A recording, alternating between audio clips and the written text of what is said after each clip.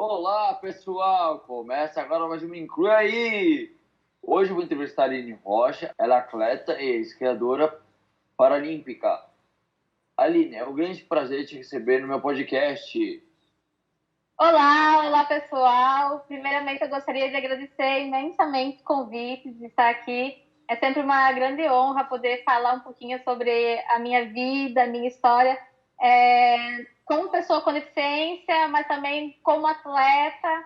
É muito gratificante e eu agradeço esse espaço em poder contar um pouquinho mais sobre isso. Tá preparada? Sim. Tá bom. Conte para a gente como você se tornou atleta paralímpica. Então, para falar isso, eu preciso contar um pouquinho da minha história. Eu sofri um acidente de carro com 15 anos de idade. Isso foi em 2006, faz bastante tempo. E naquela época, eu detestava atividade física em toda a minha infância, adolescência, na escola. Eu fugia das aulas de educação física na escola e depois que eu sofri um acidente, a cadeira era um motivo a mais para não fazer nada. E foram só 4 anos depois do meu acidente, quando eu tinha 19 anos, que eu conheci um atleta de basquete em cadeira de rodas. E eu morava em Santa Catarina na época, hoje eu moro em São Paulo. Ele me convidou para conhecer uma associação esportiva para pessoas com deficiência. Eu fui, conheci a associação e lá eu conheci o Fernando, que era um técnico e um dos fundadores, e ele me colocou para correr. E em menos de 3 meses eu já estava participando da minha primeira competição estadual, que foi no Parajasc, Jogos Paradesportivos de Santa Catarina. E eu não tinha muita pretensão de ser a grande atleta, eu nem sabia muito o que isso significava. Eu queria apenas participar. Mas quando eu consegui 3 medalhas da minha deficiência, da minha condição física, eu poderia ser uma pessoa de sucesso, eu podia fazer alguma coisa de boa da minha vida. E eu me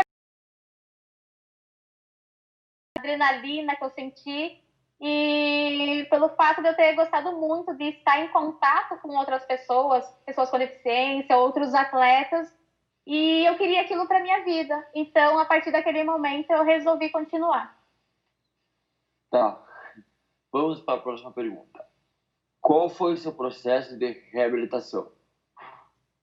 Desde o início do meu acidente, eu fiquei 3 meses no hospital, passei por várias cirurgias da coluna, tive infecção hospitalar e eu conheci um médico da minha cidade, que eu morava em uma cidade pequena lá em Santa Catarina. Então, todo mundo se conhecia.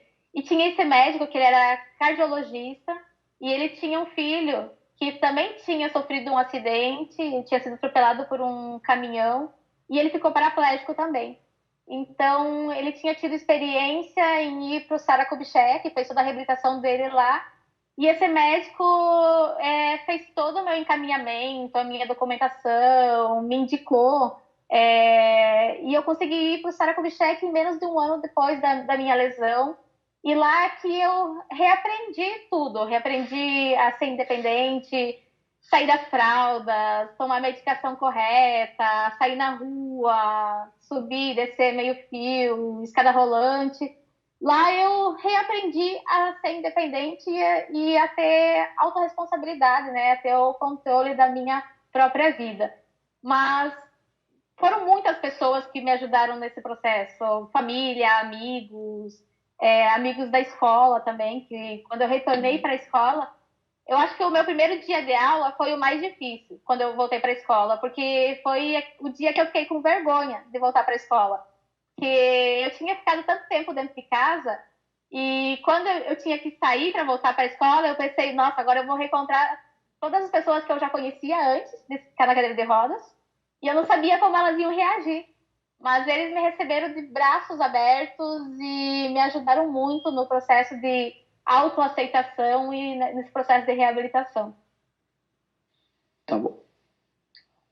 Como te levou a começar a correr e o que te levou a mudar para o esqui? Então, o Fernando, ele hoje é meu marido, a gente já vive junto quase. a gente já começou a namorar bem no início, quando eu comecei a treinar, então já faz 10 anos.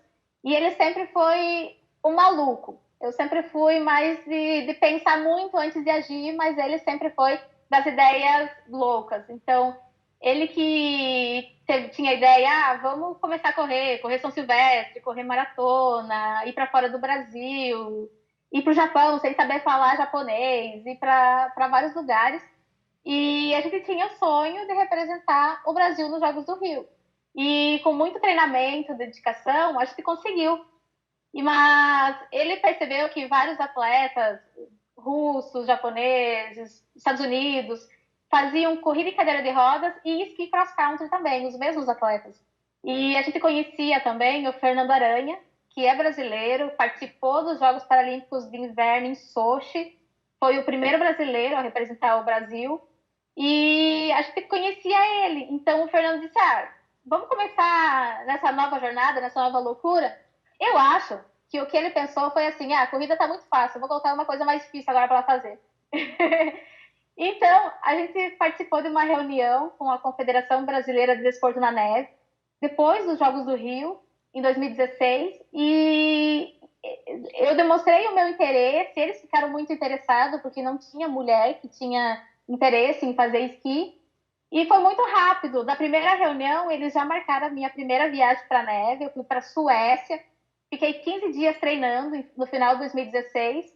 Em janeiro de 2017, eu já estava participando da minha primeira competição, que foi na Copa do Mundo da Ucrânia, onde a gente chegou a pegar 28 graus negativos. Foi uma temperatura, nossa, doeu bastante. Na minha primeira prova, eu fiquei desesperada, chorava bastante. Eu pensei, nossa, Fernando, o que você me trouxe aqui nesse lugar? Você é maluco. Aí ele disse, não, calma, vamos pro hotel, vamos se esquentar e lá a gente pensa melhor.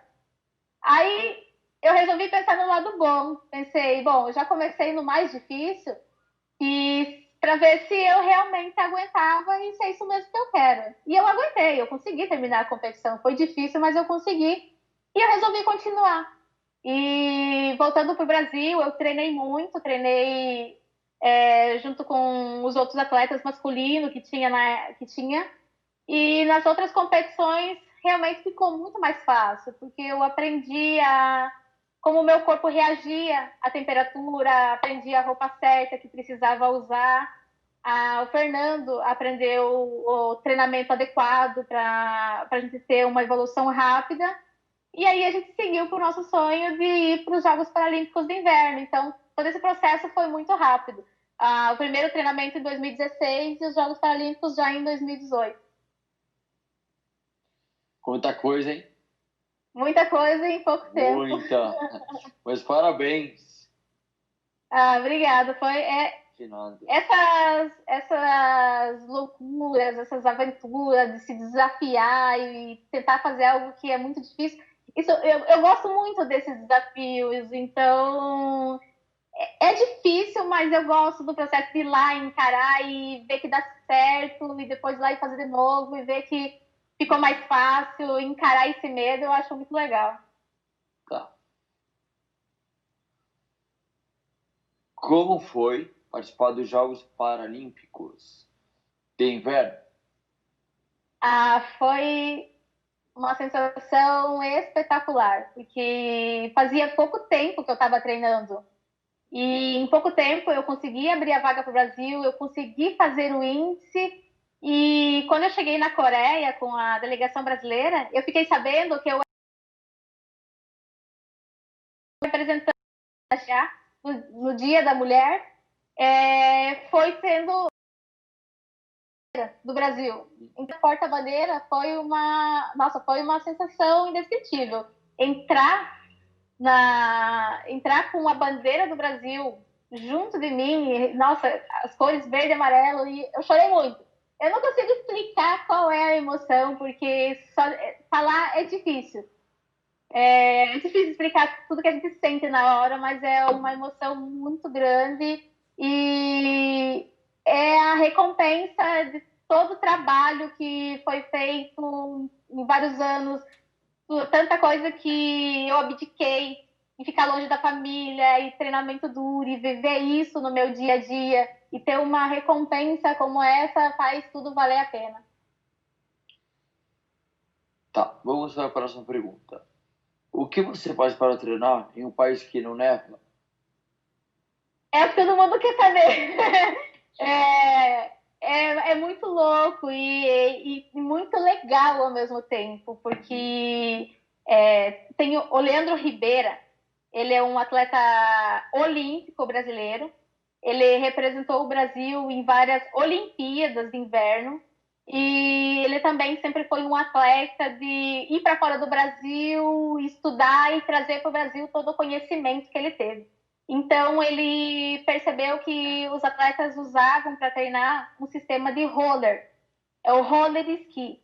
É um sistema de rodinhas que você coloca no pé no lugar do esqui e você esquia no asfalto. Os bastões são o mesmo, o que muda era apenas o roller. Então, esse é o equipamento que a gente usa.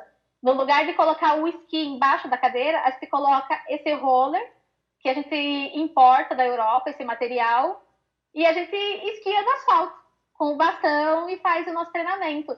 Não é a mesma coisa. É claro que a sensação de estar na neve é diferente, mas ajuda muito a gente a se ficar legal, para a gente estar mais preparado para quando a gente de fato ficar o período treinando na neve. Tá, vamos para a próxima. Você foi a primeira brasileira a disputar os Jogos Paralímpicos de Inverno e também a primeira a participar das edições de verão e inverno. Como você se prepara para as duas modalidades? Aí o meu técnico precisa quebrar a cabeça. Um dos fatores da gente ter escolhido essa modalidade para treinar junto com a corrida é porque a posição que a gente fica na cadeira de corrida e no esqui sentado, elas se assemelham bastante. O movimento, então acaba se complementando o treinamento. Tudo que eu ganho de qualidade física na corrida, eu levo para o esqui, que é resistência, potência, e tudo que eu ganho no esqui me ajuda na corrida, que é o ganho de força, porque no esqui precisa de muita força. Então acabou que se complementam os dois treinamentos, apesar de terem as suas diferenças, a gente consegue trabalhar bem os dois. Quando termina o período de competição de corrida, geralmente em novembro, eu faço a minha última competição de corrida, a gente vai para a neve, para a Europa, para treinar o esqui, e aí começa esse trabalho de força. Quando termina esse período de neve, que geralmente é em fevereiro, março, a gente volta para a corrida. Então, não é fácil conciliar, mas a gente tem conseguido dar bastante qualidade nisso. E eu espero que para os próximos Jogos Paralímpicos o resultado seja ainda melhor. Eu vou torcer muito para você em 2022, tá? Na China. Na China, isso aí. Só quero saber o que vai ter para comer lá. Uhum. Tá, vamos para a próxima pergunta. Os seus treinos no período da pandemia são muito difíceis? Diferentes, aliás? Quando o sem treinamento fechou por causa da pandemia, a princípio a gente ficou com bastante medo de perder muito desempenho, porque a gente vinha num processo de treinamento bastante forte para conseguir chegar em Tóquio. Então, logo nos primeiros dias, o Fernando criou um grupo com outros técnicos e outros atletas, e eles elaboraram uma planilha com todos os exercícios que poderia ser feito dentro de casa. E essa planilha nos surpreendeu, porque ela foi enorme, a gente nem consegue fazer tudo que está nessa planilha. Foi muito grande, então a gente ficou bastante surpreso com tudo que dava para fazer. E eu tenho um rolo de treinamento que eu coloco a minha cadeira de corrida em cima e ele simula super bem. Eu consigo colocar carga nele.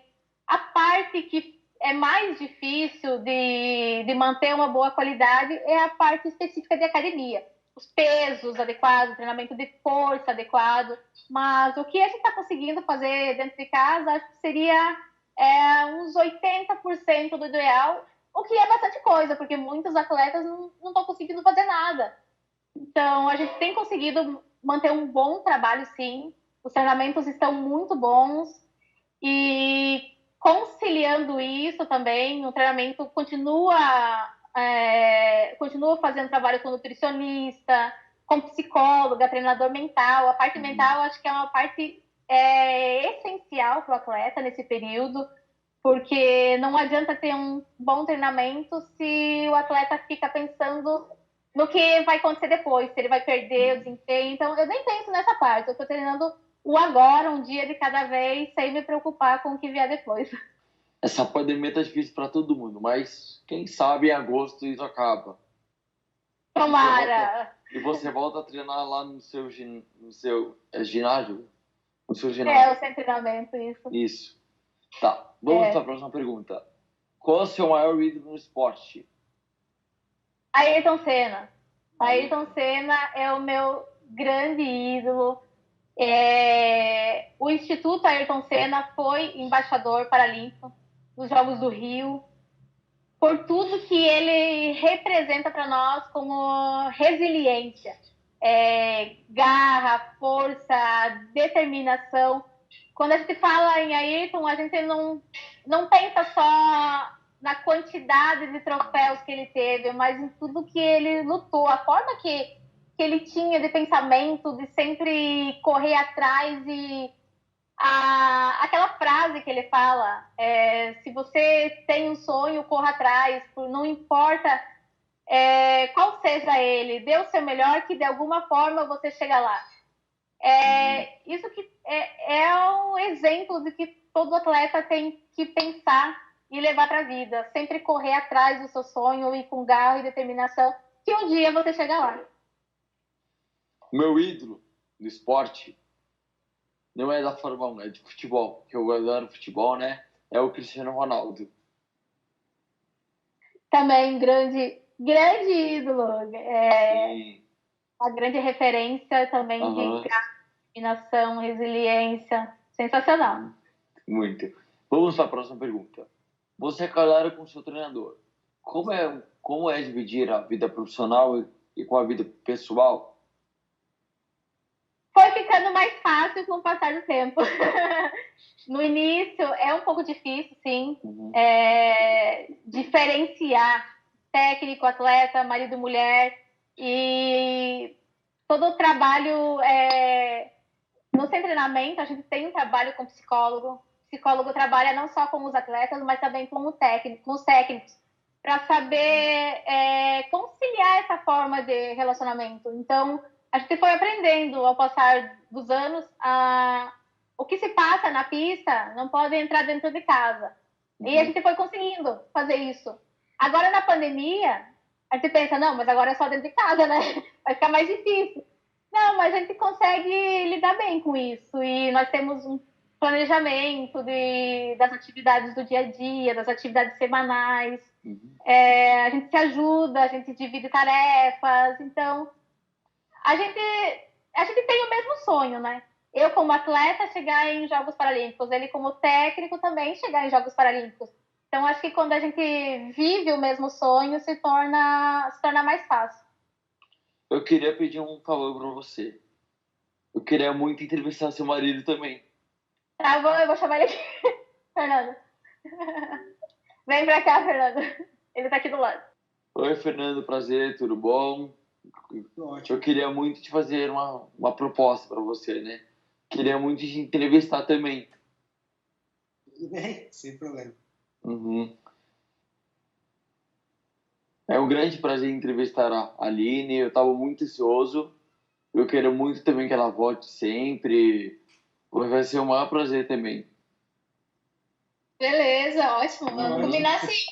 Vamos combinar sim, lógico. Ele tá tudo que eu tô falando. Aí depois ele vai dizer se eu falei certo ou não. Tá bom. Tá bom.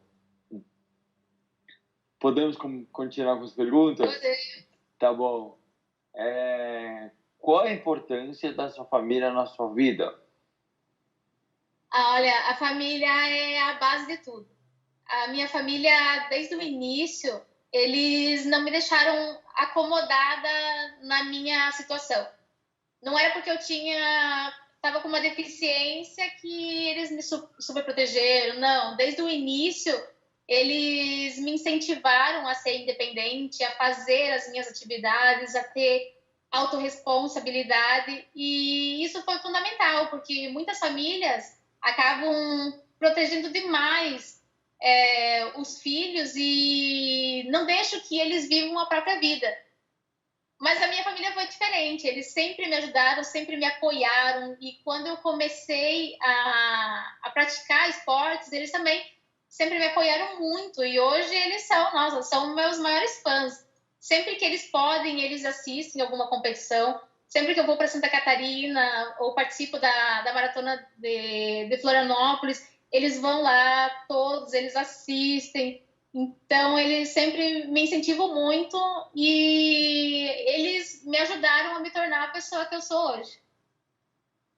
Vou te falar uma frase que eu falo para todos os entrevistados: família é família. É, isso aí, é verdade. Uhum. Vamos para a penúltima pergunta. Qual foi o momento mais marcante da sua carreira? Mais marcante da minha carreira, eu acho que foram os Jogos Paralímpicos, tanto de verão quanto de inverno, porque foi a recompensa de tudo que eu vivi até aqui, de todo o trabalho, de todo o treinamento. Aquela foi a recompensa de ter o meu nome na lista de convocados. Eu acho que foram os momentos mais marcantes, sim. Poder representar o meu país, que sempre foi o meu maior sonho, e que eu espero que ainda tenha vários momentos como esse. Tá, vamos para a última pergunta. O que você diria para quem está começando agora? Eu diria para quem está começando a treinar agora, o esporte não é fácil, o esporte é sim difícil, nós temos as nossas dificuldades de incentivo, dificuldade de treinamento, mas quando a gente quer alguma coisa, assim como a Ayrton Senna falou, se a gente quer, a gente tem que lutar com garra, determinação, que a gente vai chegar lá. Não podemos desistir no processo, que é onde muitas pessoas desistem, e aí a gente perde vários potenciais de ser grandes atletas. Então, se você quer, corre atrás do seu sonho, não desista. Se você cair uma, duas... Eu caí mais de 100 vezes no esqui. No meu primeiro dia de esqui, eu caí mais do que nos 10 anos fazendo corrida. Mas eu não desisti, eu fui atrás porque era isso que eu queria para mim. E a recompensa veio. E a recompensa vai vir para você também, se você seguir com garra e determinação. Então, não desista. Tá, antes de acabar o programa, eu posso narrar uma competição sua? Pode! Pode! Então vamos lá, então. Aqui é São Silvestre 2021, valendo o título da Aline Rocha. O pentacampeonato pode ser hoje, Aline Rocha, Aline! Pentacampeão! Finalmente, na última curva, chegou! Pentacampeão! Uhul! Brasil! Sensacional, muito bom. Aline, Eu deveria botar você para narrar os Jogos Paralímpicos, ó. Nossas corridas iam ficar mais emocionantes assim. Verdade, né? Aline, foi um grande prazer te receber no meu programa. Espero que você se importe. E as portas estão abertas para você e para o seu marido. Eu agradeço imensamente. Foi muito bom poder compartilhar um pouco da minha história. Gostei muito de você, do seu trabalho. Continue também sempre assim, divulgando o trabalho das pessoas, incentivando e mostrando. Fernando gostou muito, ele ouviu tudo aqui também. Ele gostou principalmente da narração, ó. Adoramos! Aí, obrigada. Até o próximo podcast. Me inclui aí, Bruneto Tabet.